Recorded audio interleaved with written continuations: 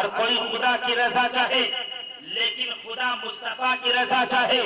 ہر کوئی یوں کہے اے خدا تو مجھ سے راضی ہو جا, اے خدا تو مجھ سے خوش ہو جا, لیکن مصطفیٰ جان رحمت صلی اللہ علیہ وسلم سے خدا یوں فرمائے اے میرے محبوب تم راضی ہو جاؤ, اے میرے محبوب اگر تم راضی ہو جاؤ گے تو میں راضی ہو جاؤں گا, اور جب میں راضی ہو جاؤں گا تو ساری کائنات راضی ہو جائے گی.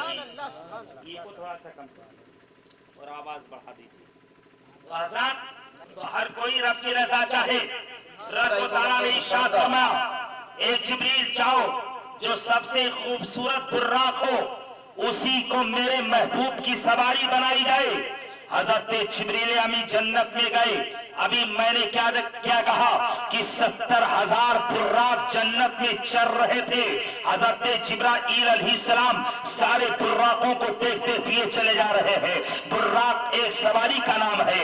جس طرح آپ نے گھوڑوں کو دیکھا ہوگا, جو لوگ گھوڑوں کو دیکھے ہوں گے اسی کے موافق براق بھی ہوتے ہیں, لیکن ان کی شکل و صورت بڑی خوبصورت ہوتی ہے, وہ بڑے حسین طریقے سے ہوتے ہیں. حضرت جبریل امی علیہ السلام براق کو دیکھتے ہوئے چلے جا رہے ہیں. آپ نے ایک براق کو دیکھا, وہ بڑا حسین و جمیل نظر آیا. ایک ایک بات دیگرے دیکھتے ہوئے چلے جا رہے ہیں, ایک دوسرے سے خوبصورت نظر آ رہا ہے.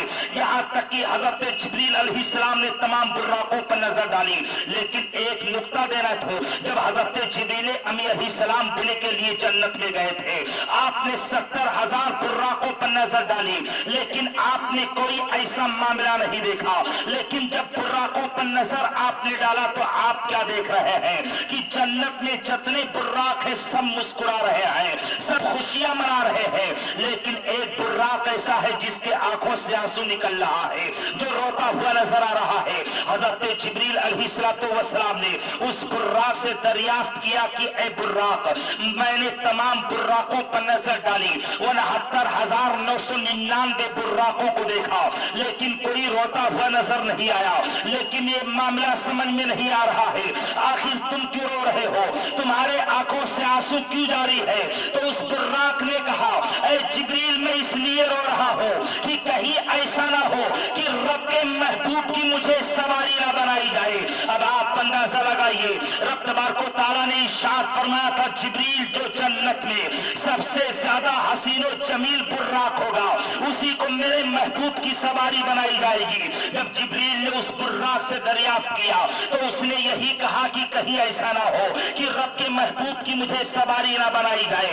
اتنا کہنا تھا, رب نے ارشاد فرمایا اے جبریل سنو سنو, اسی براق کو میرے محبوب کی سواری بنا دی جائے. اب آپ اندازہ لگائیے, میں نے ایک جملہ کہا تھا کہ کوئی اپنے محبوب کو رو کر کے مناتا ہے, کوئی مسکرا کر کے مناتا ہے. ہر کوئی جنت میں خوشی بنا رہا ہے, پورے خوشیاں منا رہی ہے, غلما خوشیاں منا رہے ہیں. جنت کے باغات کو سجا دیا گیا ہے, جس طرح دلہن کو سجایا جاتا ہے اسی طرح جنت کو بھی سجا دیا گیا ہے. اس لیے رب کے محبوب کی آمد ہو رہی ہے, رب کے حبیب آ رہے ہیں, جنت و جہنم کا سیر کرنے کے لیے آ رہے ہیں, عرش و کرسی کو دیکھنے کے لیے آ رہے ہیں, لوح و قلم کا نظارہ کرنے کے لیے آ رہے ہیں, رب سے ملاقات کرنے کے لیے آ رہے ہیں. اسی لیے جنت کو سجا دیا گیا ہے. الغرض میرے کہنے کا مطلب یہ ہے, حضرت جبریل امی علیہ السلام نے رب کے حکم سے اس براق کو ساتھ میں لیا اور لے کر کے آپ چلے آ رہے ہیں. میں نے ایک جملہ کہا تھا کہ کوئی مسکرا کر مناتا ہے, کوئی رو کر مناتا ہے. منانے کے کئی طریقے ہوتے ہیں, جیسے کہ منزل ایک ہوتی ہے, راستہ دو ہوتے ہیں. مثال کے طور پر آپ یہ گھر دیکھ رہے ہیں, گھر ایک ہی ہے لیکن آنے کا راستہ دونوں طرف سے ہے. ادھر سے آئیں گے تب بھی یہاں پہنچ جائیں گے, ادھر سے آئیں گے تب بھی پہنچ جائیں گے.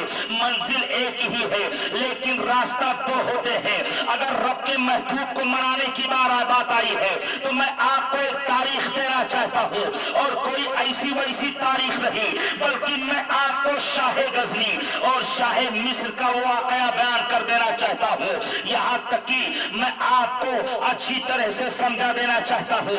آپ نے شاہ غزنی کا نام سنا ہوگا, جو غزنی کے بادشاہ تھے جنہیں محمود غزنوی کے نام سے یاد کیا جاتا ہے. ایک شاہ مصر, ایک مصر کے بادشاہ ہیں. ان دونوں بادشاہوں نے ایک مرتبہ مدینہ المنورہ میں حاضری کا شرف حاصل حاصل کیا نبی کریم صلی اللہ تعالی علیہ وسلم کی بارگاہ میں ان دونوں بادشاہوں نے حاضری کا شرف حاصل کیا۔ سب سے پہلے شاہ غزنی مدینۃ المنورہ کی طرف روانہ ہوئے اور جب مدینۃ المنورہ میں پہنچے تو آپ نے اپنا شاہی لباس اتار دیا، آپ نے اپنے سر کے تاج کو اتار کر کے رکھ دیا، فقیرانہ لباس پہن لیا، پھٹا پرانا لباس پہن لیا، پیروں سے جوتیوں کو نکال دیا اور اپنے کندھے پر پانی کا مشکیزہ رکھ لیا، اور رکھنے کے بعد مدینۃ المنورہ میں اپنے کندھے پر پانی رکھ کر کے لوگوں کو پانی پلاتے ہوئے نظر آ رہے ہیں۔ ایک بادشاہ ہے، ایک حاکم ہے، ایک حکومت کرنے والا ہے جس کے کندھے پر پانی کا مشکیزہ ہے، جو مدینے کی گلیوں میں پھر پھر کر کے غریبوں کو پانی پلا رہا ہے، پیاسوں کو پانی پلا رہا ہے، مسکینوں کے جھولیوں کو بھر رہا ہے۔ اتنے میں ایک شخص نے جب شاہ غزنی کو دیکھا جو پہچان رہا تھا کہ یہ غزنی کے بادشاہ ہیں، وہ دوڑتا ہوا غزنی کی بارگاہ میں پہنچا اور غزنی بادشاہ کے دامن کو تھام لیا، عرض کیا اے غزنی بادشاہ یہ کیا معاملہ ہے، یہ سمجھ میں نہیں آ رہا ہے، تم تو غزنی کے بادشاہ ہو، تمہارے سر پر شاہی تاج ہونا چاہیے، تمہارا لباس بادشاہوں کا ہونا چاہیے، تمہارے پیروں میں چوڑیاں ہونا چاہیے، تمہارے ساتھ خدامان ہونا چاہیے، لیکن یہ معاملہ سمجھ میں نہیں آ رہا ہے کہ تمہارے سر کا تاج اتر چکا ہے، تمہارا شاہی لباس نہیں ہے، تمہارے پیروں میں چوٹیاں نہیں ہے، تمہارے ساتھ خدامان نہیں ہے۔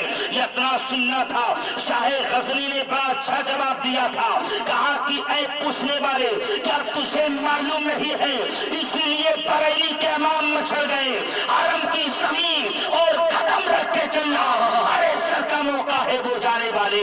شاہ غزنی نے کہا اے پوچھنے والے کیا تمہیں معلوم نہیں ہے یہ کون سی جگہ ہے، یہ کون سی سرزمین ہے؟ وہی مدینۃ المنورہ ہے جس کی بارگاہ میں ہر کوئی جانے کے لیے تڑپتا رہتا ہے۔ ہمارے مولا حج چشتی صاحب قبلہ تشریف فرما ہے، آپ نے وہ پیارے نبی دیکھا ہے، وہ دربار رسول دیکھا ہے، وہی دربار رسول صلی اللہ تعالی علیہ وسلم ہے، وہی دربار نبی صلی اللہ تعالی علیہ وسلم ہے۔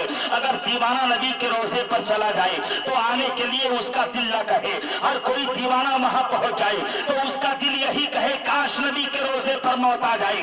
ہر کوئی دیوانہ یہی کوشش اور یہی چاہت کرتا ہے دکھا دے الہی مدینہ وہ کیسی بستی ہے جہاں پہ دن و رات مولا تیری رحمت بستی ہے، وہی دربار نبی ہے۔ اگر کوئی دربار نبی میں چلا جائے، اگر کوئی روزے نبی کی زیارت کر لے تو میرے آقا ارشاد فرماتے ہیں من زارا قبری وجبت لہو شفاعتی، جس نے میرے قبر کی زیارت کیا اس پر میری شفاعت واجب ہے۔ اب آپ اندازہ لگائیے جس نے نبی کے روزے کی زیارت کیا لیکن ایمان کی حالت میں، بہت سارے لوگ مدینہ جاتے ہیں لیکن نبی کے روزے پر حاضری کا مقصد نہیں ہوتا ہے، ان کا مقصد یہ ہوتا ہے کہ مسجد نبوی کی برکتیں ملیں گی، جب مسجد نبوی میں نماز ادا کریں گے تو اس کی برکتوں سے مالا مال ہوں گے۔ لیکن منصور رضا سبحانی بڑی ذمہ داری کے ساتھ بولنا چاہتا ہے اے مسجد نبوی کی برکتیں لینے والوں، تمہیں مسجد نبوی کی برکتیں نہیں مل سکتی ہیں جب تک تمہارا مقصد یہ نہ ہوگا کہ میں نبی کے روزے پر جا رہا ہوں، نبی کے روزے پر حاضری کا شرف حاصل کر رہا ہوں۔ اب آپ دیکھیے شاہ غزنی نے بڑا اچھا جواب دیا۔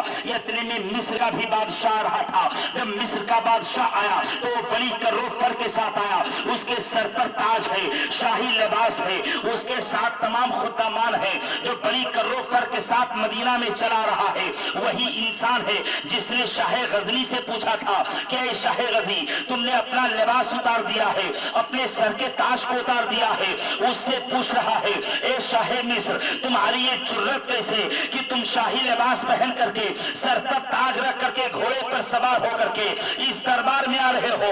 اس نے بھی بڑا اچھا جواب دیا تھا جو سونے کے پانی سے لکھنے کے لائق ہے۔ اس نے کہا پوچھنے والے سنو سنو، کیا تمہیں معلوم نہیں ہے یہ جو تاج تم دیکھ رہے ہو، یہ تخت و تاج تم دیکھ رہے ہو، یہ بادشاہ دیکھ رہے ہو، یہ خدا مان دیکھ رہے ہو، یہ اسی نبی کا صدقہ ہے جس نبی کے صدقے میں ملا ہے، جس نے عطا کیا ہے اسے دکھانے آ رہا ہو۔ اب آپ اندازہ لگائیے، میں نے کہا تھا کہ محبوب کے منانے کے دو راستے ہوتے ہیں، ابھی آپ نے سنا کہ ایک ایسا ہے جو فقیرانہ لباس پہن کر کے ایک بادشاہ ہے جو ننگے قدم آ رہا ہے، اور ایک بادشاہ ایسا ہے جو شاہی لباس میں آ رہا ہے۔ منزل ایک ہی ہے، راستے دو ہیں۔ الغرض میرے کہنے کا مطلب یہ ہے، میں تفصیل میں نہ جا کر کے اپنی بات کو سمیٹ دینا چاہتا ہوں۔ نبی اللہ تعالیٰ علیہ وسلم کو معراج کس